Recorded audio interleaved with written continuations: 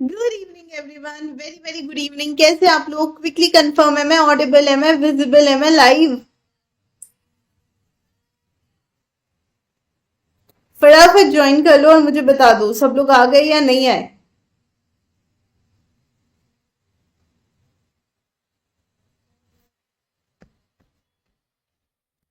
Everything is secure or not. Kuresh, Sayan, Ayush, Anushka.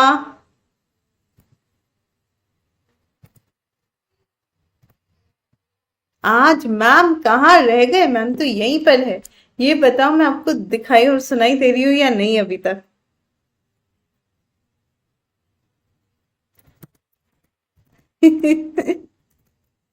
Okay, I think everything is perfect and fine, right? कोई दिक्कत नहीं है, सबको दिख रहा होगा, सबको सब कुछ अभी सुनाई भी दे रहा होगा, सब कुछ ठीक है, राइट? चलो फिर बिना टाइम वेस्ट करे फटाफट हम लोग करते हैं स्टार्ट आज का सेशन। क्या आप लोगों ने रिवीजन किया? Okay, so really hope unit number 2 जो हमारा चल रहा है उसके अंदर हम लोगों ने सेक्शन नंबर 27 तक कल खत्म कर दिया था। So did you all revise till there? Yes और नो और मे बी?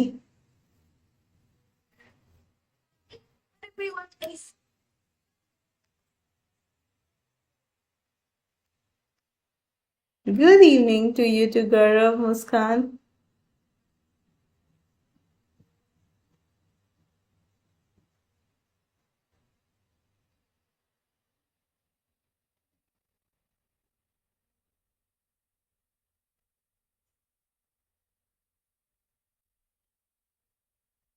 ओके, तो कोई डाउट्स नहीं है ना? किसी को कुछ डाउट नहीं है? कोई क्वेरीज नहीं है, राइट?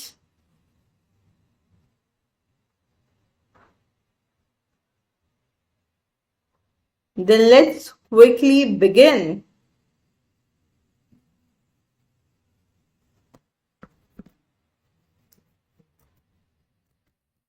जो लोग नहीं जानते गाइस, मैं हूँ Swati Agarwal. I am chartered accountant as well as company secretary. मैंने सीएस बीकॉम ऑनर्स किया and it's been 10+ years I have been teaching, right? अब आज हम लोग स्टार्ट करने वाले हैं सेक्शन नंबर 29 से, which is right of transferee. Before I begin this section, let me tell you unit number 2 of Indian Partnership Act. Ma'am पूछना, अच्छा पूछो, आप लोगों से क्वेश्चंस पूछो, जो जो यस कह रहे उनसे हाँ। I gonna do it like मैं करती हूँ वैसा, बट वो किसी दिन एकदम से सरप्राइज के साथ, तब ज्यादा मजा आता है। चलो, so coming back to this, now what are the rights of transfer of partners interest? What is it all about? अब ध्यान से सुनना। Before we go to this section, एक जनरल चीज, कोई भी पर्सन है ना? ये है मिस्टर ए। अब मिस्टर ए को आप खुद से रिलेट करो। ये पर्सन अगर कोई भी आज एसेट खरीदेगा तो क्या होगा? इसके पास से कैश जाएगा और वो एसेट इसके पास आ जाएगी। अगर किसी दिन इस पर्सन को बहुत ज्यादा पैसों की जरूरत पड़ेगी तो ये एसेट जो इसके पास आ रही है इसको ये बेच देगा और बेच के उसके बदले में वापस से पैसे ले लेगा, राइट? करेक्ट जी माही? तो नाउ एक जनरल पर्सन जो कहीं पर भी पैसा इन्वेस्ट करता है, वो क्या दिमाग में उसके रहता है? यार मेरा पैसा ठीक है अभी जा रहा है, लेकिन I gonna get returns from it, और रिटर्न आने तक भी मुझे अगर पेशेंस नहीं रहा, मुझे पैसों की जरूरत पड़ गई, तो मैं एसेट बेच दूंगा, पैसा वापस ले लूंगा। लेकिन अगर ये मिस्टर ए ने अपना पैसा डाला है पार्टनरशिप में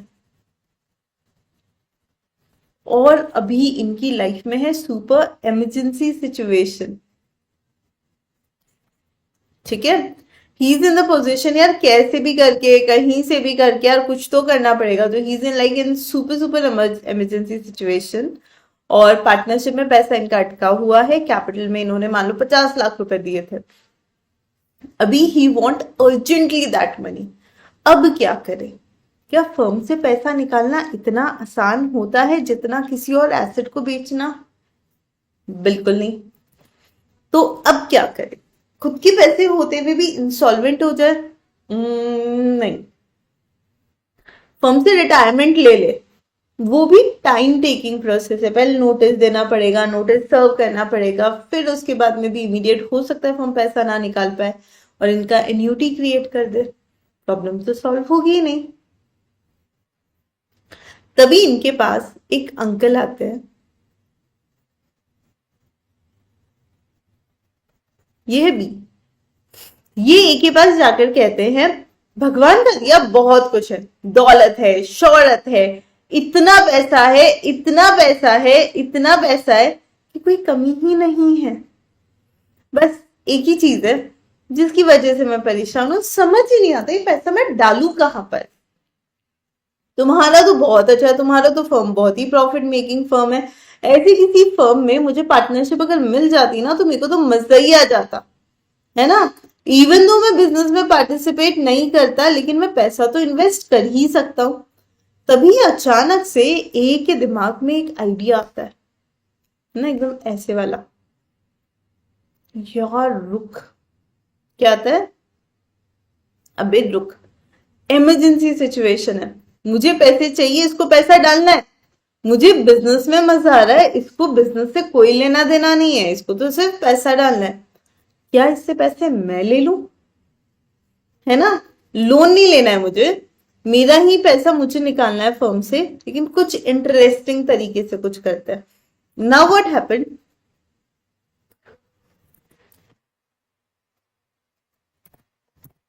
तुम लोग यार चैट में एकदम से चुप हो जाते हो ना, तो मुझे ऐसा लगता है पता नहीं तुम लोग हो भी के नहीं हो। Hello everyone, wake up. तो नाउ व्हाट हैपेंड, ये जो पर्सन है ये उसको कहता है कि यार ये तो हो गया, हम दोनों का प्रॉब्लम सॉल्व हो गया। नाउ दैट पर्सन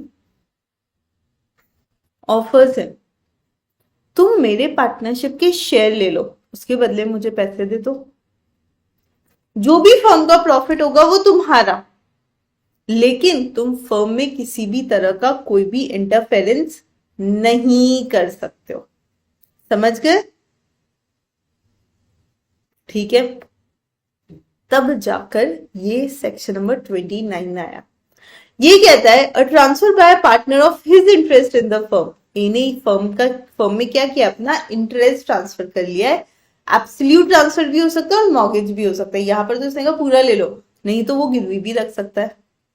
और by creation by him of charge on such interest does not entitle the transferee during the continuance of the firm। ये कौन हुआ? ट्रांसफरर। ये कौन हुआ? ट्रांसफरी। तो ट्रांसफरी को ये एंटाइटल नहीं करता है कि जब तक बिजनेस चल रहा है ना वो किसी भी तरीके से बिजनेस में इंटरफेयर करे, बिजनेस के कंडक्ट में वो इंटरफेयर करे। Also require the share of the profits of transferring partner and the transferee shall accept the count of profit agreed by the partner। ना ही ये बिजनेस में इंटरफेयर करेगा, ना ही किसी तरह का क्वेश्चन करेगा रिगार्डिंग प्रॉफिट कितना हुआ, कम हुआ, ज्यादा हुआ, वो कुछ नहीं पूछेगा। जितना प्रॉफिट होना है ना चुपचाप अग्री करके रख लेगा। अगर ये कंडीशन अग्रीड है तो फिर ट्रांसफरी को आप बिल्कुल ट्रांसफर कर सकते हो। Number 2, if the firm is dissolve, ये तो क्या है जब तक फर्म चल रही है तब तक, लेकिन व्हाट इफ फर्म अगर डिसॉल्व हो गई है, और if the transferring partner ceases to be the transfer, और ये जो ट्रांसफरिंग पार्टनर है वो अब पार्टनर नहीं है, then the transferee is entitled as against the remaining partners to receive the share of assets. तो उस केस में या तो फर्म डिसॉल्व हो रही है या फिर जो हमारा ट्रांसफरर था ना ए, वो फर्म को छोड़कर जा रहा है, तो उस केस में वो क्या कर सकता है, वो अपना शेयर क्लेम कर सकता है। ओके, अब वो अपना शेयर भी क्लेम कर सकता है। अब वो कह सकता है भैया मुझे मेरे पैसे दे दो, फर्म डिसॉल्व हो रही है, ये बंदा ही एग्जिट हो जाएगा तो मुझे मेरा प्रॉफिट कैसे मिलेगा। So he can account for everything, as from the date of dissolution, dissolution की डेट तक। अंडरस्टूड? तो वो जो हमारा ट्रांसफरी है वो ना तो बिजनेस में इंटरफेयर कर सकता है, ना ही बिजनेस के कंडक्ट में, ना ही बुक्स ऑफ अकाउंट्स डिमांड कर सकता है, और ना ही इंस्पेक्ट कर सकता है फर्म की बुक्स को। तो वो क्या कर सकता है, सिर्फ प्रॉफिट में से हिस्सेदारी ले सकता है, और उसे कहना पड़ेगा आप प्रॉफिट में से हिस्सेदारी लो और चुपचाप बैठ जाओ। सॉरी। यहां तक समझ में आ गया? फिर हम माइनर स्टार्ट कर सकते हैं। Is it clear?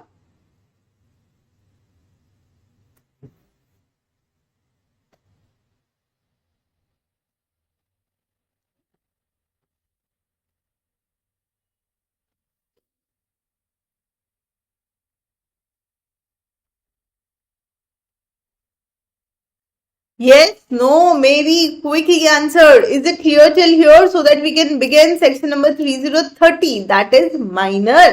Now what is minor? अच्छा, I got the thumbs up. क्या बात है?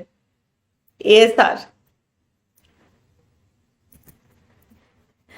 Okay. So minor admitted to the benefits of partnership. क्या पार्टनरशिप के बेनिफिट्स के लिए माइनर को एडमिट किया जा सकता है? तो जनरल रूल क्या कहता है? Minor can not be the partner. However, सिर्फ अगर बेनिफिट्स दिए जाए तो माइनर पार्टनर बन सकता है। So person who is minor according to law to which he subject may not be the partner of the firm. ठीक है, जनरल रूल कहता है भैया माइनर तो पार्टनर बन ही नहीं सकता, but with the consent of all the partners for the time being in force, he may be admitted for the benefits of partnership. Okay? Next. Such minor has right to such share of the property and of the profits of the firm as may be agreed upon. और ये जो minor है ये property में share ले सकता है, profit में से शेयर ले सकता है, जो भी आपस में एग्रीड हुआ है वैसे। He may also access and inspect to the copy of books of accounts. Such minor share is liable for the acts of the firm. और ये जो माइनर के प्रॉफिट शेयर्स होते हैं ना, ये फर्म के एक्ट के लिए लाइबल होता है, but the minor is not personally liable. Okay, next. Such minor may not sue the partners for an account or payment of his share of the property or the profits of the firm, save when severing his connection with the firm. ठीक है, सो minor सू नहीं कर सकता बाकी के partners को, payment नहीं कर सकता अपने शेयर ऑफ प्रॉफिट्स का, एंड वो फर्म के कनेक्शन में कुछ भी कर रहा है तो he can not sever it. Okay, then in such a case the amount of the share shall be determined by valuation. और इस केस में जो प्रॉफिट शेयर है वो कैसे डिसाइड होगा? वैल्यूएशन करके डिसाइड होगा, प्रोवाइडेड दैट जितने भी पार्टनर्स है वो एंटाइटल्ड है और एग्रीड अपॉन है ऑन दिस पर्टिकुलर फैक्ट कि भैया हम माइनर को पार्टनर बनाने को तैयार है। Okay, then after 6 months of attaining majority, अब माइनर तो खत्म हो गया, वो मेजर हो गया। मेजर बनने के 6 महीने के अंदर अंदर, या फिर जैसे उसको पता चला कि वो पार्टनरशिप फर्म का पार्टनर है, whichever is later, such person may give public notice. तो बंदा क्या करेगा? पब्लिक नोटिस देगा। किस चीज का? whether he wants to whether he wants to elect to be the partner of the firm or he does not want to be elected as partner of the firm. So such notice shall determine his position as regard to the firm. उसकी position firm में क्या है वो 6 महीने के अंदर अंदर final होगा, from the moment either he'll become major or he decide to continue as a partner. So if he fails to give such notice, he shall become partner of the firm. ठीक है, सो जैसे ही आपके शुरू के 6 महीने expire हो जाते हैं, आप ये डिसीजन ले सकते हो मेजर बनते ही। Where any person is admitted as a minor to the benefits of the firm, कोई भी पर्सन अगर फर्म के बेनिफिट्स के लिए एज अ माइनर ज्वाइन करता है और उसको कोई नॉलेज नहीं था भैया वो पार्टनर है नहीं है, 6 महीने एक्सपायर हो जाएंगे, तो जैसे उसको ये नॉलेज आ जाता है ना, तब से भी हम 6 महीने गिन सकते हैं। ओके, अगर वो बंदा डिसाइड करता है कि ठीक है मैं पार्टनर बन जाऊंगा, तो उसके राइट्स और liabilities are same as any other partner. ठीक है, his share in the property or the profits of the firm shall be equal. Then where such person elects not to become a partner, जब भी ये बंदा elect करता है भैया मुझे ना पार्टनर नहीं बनना है, तो उसके राइट्स और लाइबिलिटी क्या होंगे, कंटिन्यू होंगे, जो माइनर के होते हैं। His share shall not be liable for the acts of the firm and he shall be entitled to sue all the partners। ठीक है, वो सारे पार्टनर्स को सू कर सकता है, वो फर्म के लिए लाइबल है। ये सारी चीजें यहाँ पर क्लियरली समझनी है आपको। Okay, so as a minor right क्या क्या है, राइट है कि प्रॉफिट का शेयर मिले, बुक्स ऑफ अकाउंट्स देख सके, सू कर सके बाकी के सारे पार्टनर्स को, और मेजोरिटी अटेंड करते 6 महीने में डिसीजन ले सके कि पार्टनर बनना भी है कि नहीं।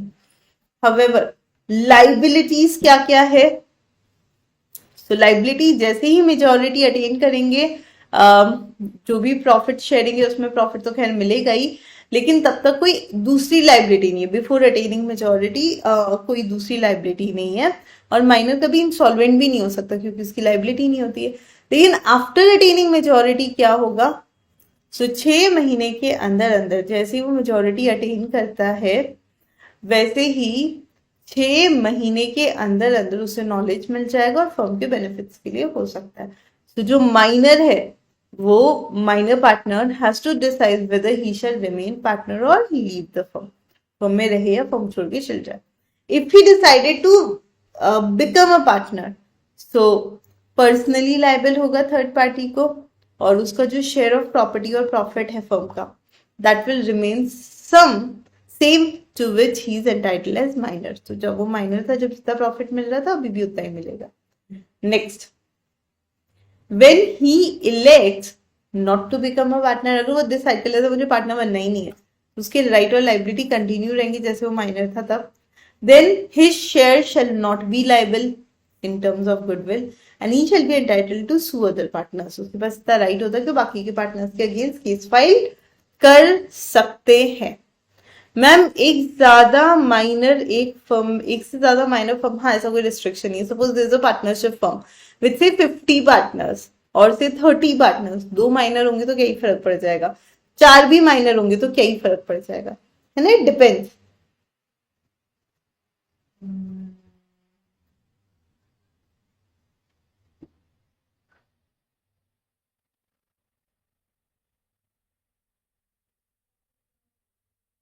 किसी को कुछ पूछना है, कुछ बताना है, यहां तक आपका माइनर खत्म हो गया, दो सबसे बड़े सेक्शंस हो गए।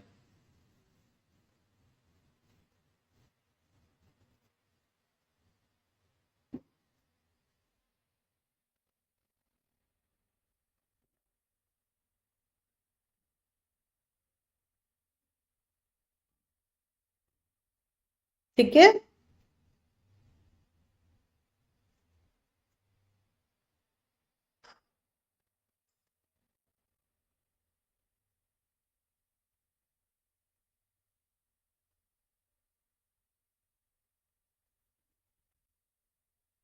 Okay, coming to legal consequences of partner coming in and going out, section number 31 से 35 यहाँ पर हम लोग डिस्कस कर रहे हैं कि अगर कोई भी पार्टनर आता है या चला जाता है फर्म से तो उस केस में क्या होगा।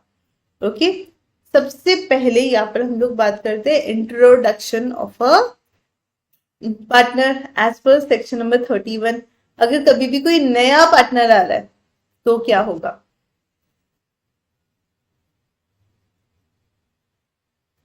ठीक है। So subject to the contract between the partners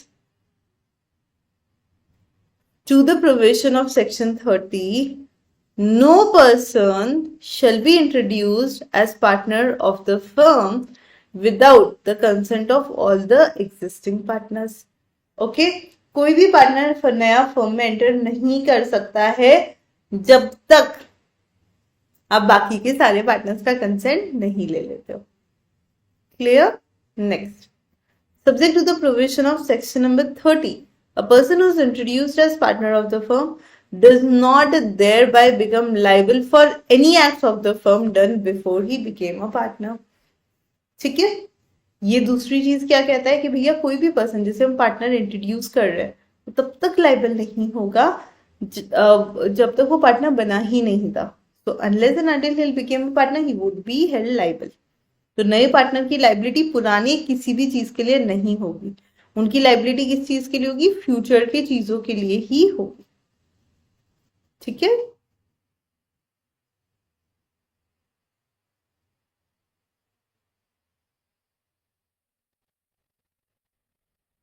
कोई डाउट?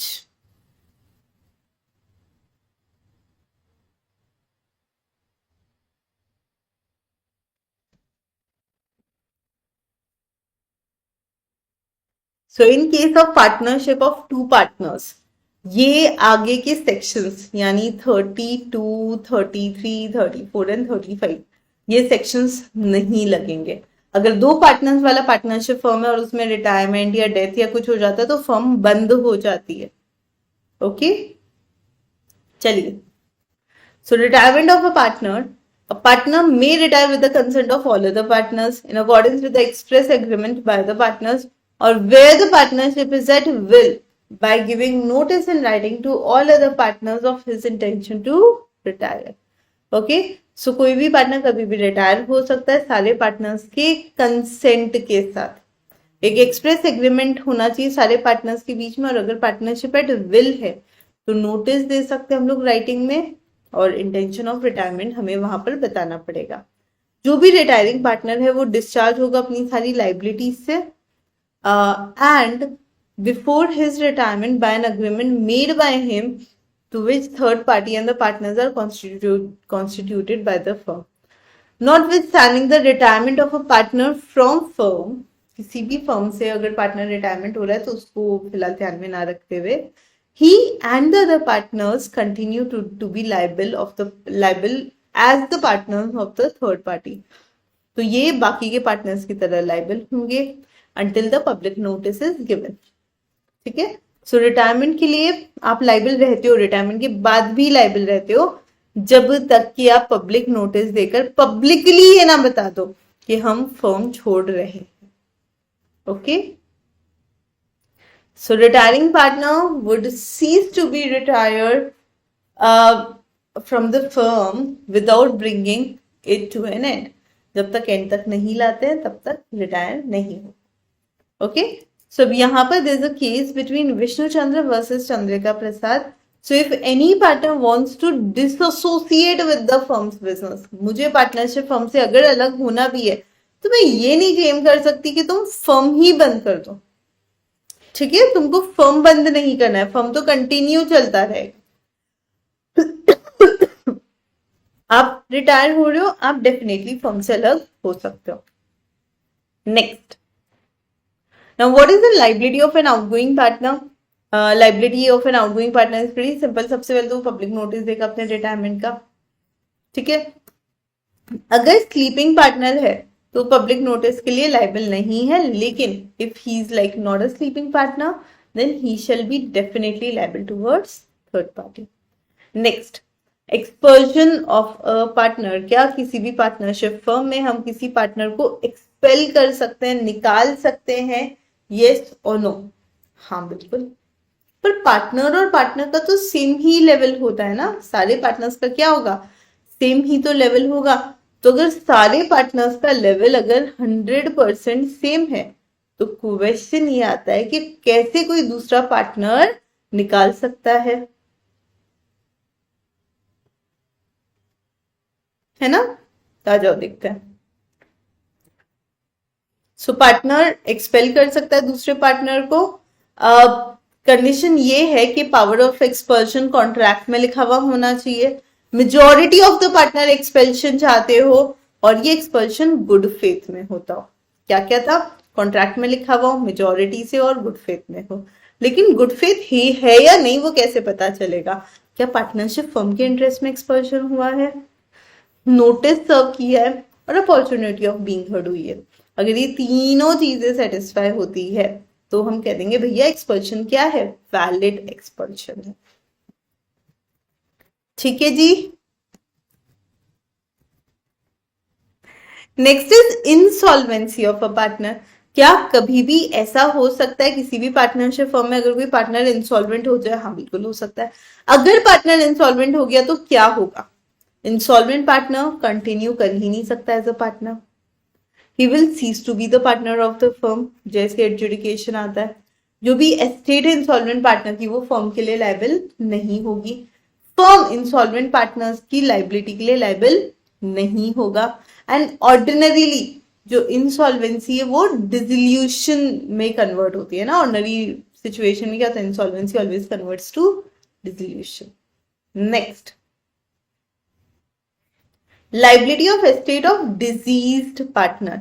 अगर किसी पार्टनर का डेथ हो जाती है तो उसकी एस्टेट की लाइबिलिटी क्या होगी। सो firm is not dissolved by the death of a partner, the estate of deceased partner is not liable for any act of the firm। जो डिजीज पार्टनर का एस्टेट है वो पार्टनर के किसी भी एस्टेट के लिए लायबल नहीं है after the death of a partner. तो किसी पार्टनर की अगर डेथ हो जाती है तो उस केस में अब उसकी एस्टेट लायबल नहीं होगी, ठीक है। लेकिन जो भी आउटगोइंग पार्टनर है वो ना तो फर्म का नाम यूज कर सकता है, ना ही रिप्रेजेंट कर सकता है खुद को उस फर्म से, और ना ही कैन सॉलिसिट और custom before he cease to be a partner. Okay,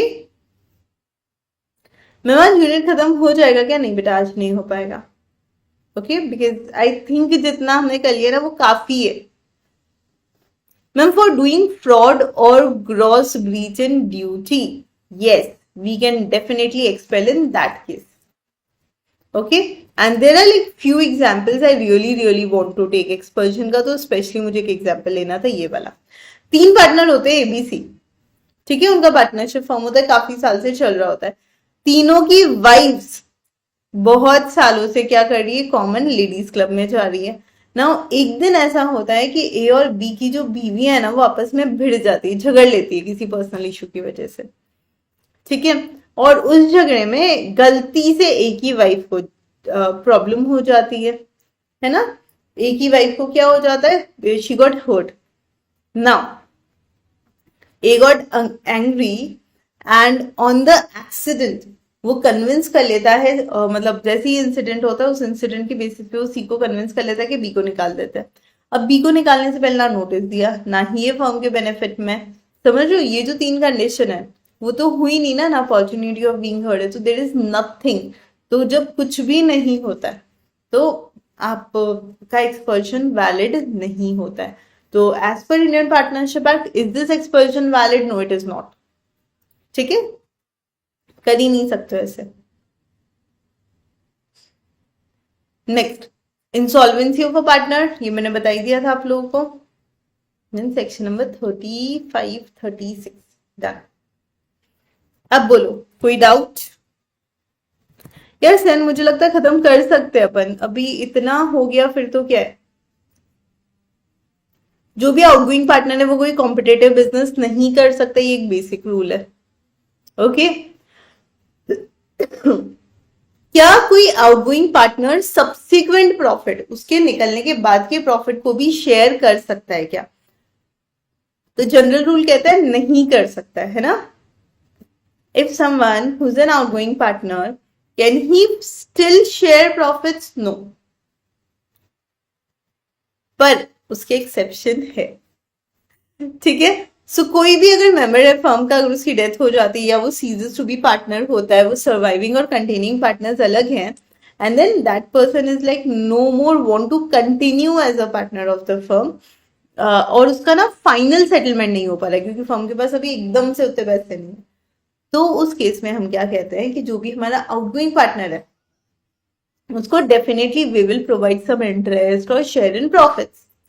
okay, so since he ceases to be the partner may be attributable to the use of say share of the property, and 6% interest के हिसाब से वो definitely charge कर सकता है।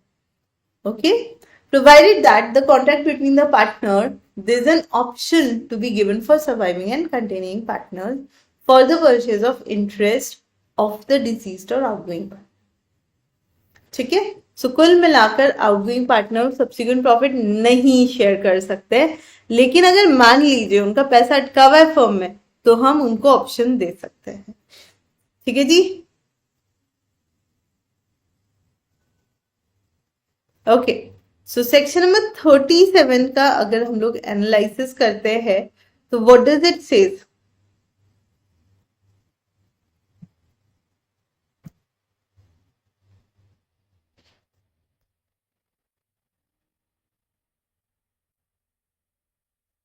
KBC तीनों partner है, तीनों मशीनी मैन्युफैक्चरिंग में करते हैं। ए का 3/8 प्रॉफिट शेयर था, वो बैंकरप्ट हो गया, और बी और सी कंटिन्यू है अभी भी बिजनेस के अंदर without paying out a share, ठीक है, और settling the accounts. So as estate is entitled to 3/8 of the profit of the business, ठीक है।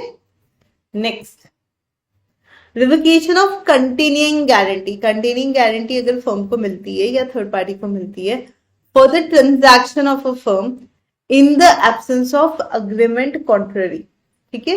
तो कभी भी इस तरह से अगर होता है और रिवोक हो जाते हैं future transaction from the date of any change in the constitution of the firm, तो हम उसे कहते हैं भैया कंटिन्यूइंग गारंटी खत्म हो गई। तो एक पार्टनरशिप फर्म था जिसमें 3 पार्टनर थे, एबीसी। ए बहुत ही सज्जन इंसान था और उसको ना डी जानता था, ठीक है। अब फर्म को लोन की जरूरत पड़ी, फर्म के सारे पार्टनर्स गए बैंक के पास। बैंक ने कहा हम नहीं दे सकते तुम लोग को, है ना, पता नहीं तुम लोग पैसे वापस करोगे नहीं करोगे। तो डी ने ना गारंटी ले ली बैंक के पास और बोला कि यार ए को ना बार बार रोको मत, तुमको जितना लोन देना है इनको चाहिए दे सकते हो, अप टिल ₹50 लाख। अगर 50 लाख तक का लोन है ना, तब तो कोई दिक्कत नहीं है, मेरी कंटिन्यूइंग गारंटी, इनको लेने दो, दिन दो, तो ये बैंक से पैसे लेते रहते हैं, जब चीज जब हो जाता है तब वापस दे देते हैं। तो 50 लाख तक के अमाउंट अगर विड्रॉ वगैरह कर ले तो कोई दिक्कत नहीं है। लेकिन अगर उससे ज्यादा तो क्या होगा, है ना, अगर 50 लाख से ज्यादा कर लिया तो क्या होगा, तो उसकी गारंटी खत्म। सिमिलरली मान लो ए कह देता है कि हमें को रिटायर होना है, I don't want to continue to be the partner, क्या डी फिर भी गारंटी देगा? Answer is no. वो क्यों दे रहा है गारंटी? वो सिर्फ इसलिए दे रहा है क्योंकि उसको ऐसा लग रहा है कि पैसे वापस आएंगे। ओके, यहां तक मुझे लगता है सबका सब कुछ क्लियर हो गया होगा। And sir as you said हमारा यूनिट नंबर 2 भी खत्म हो गया। वाओ यार, ग्रेट ग्रेट, वेरी नाइस। तो यहां पर हमारा यूनिट 2 खत्म होता है और यूनिट 3 की बिगनिंग होती है। किसी को कोई डाउट्स अगर नहीं है तो आज का सेशन लोग वाइंड अप कर सकते हैं। आज का सेशन छोटू सा है तो सही है। ओके, चलो, thank you so much, take care, bye bye.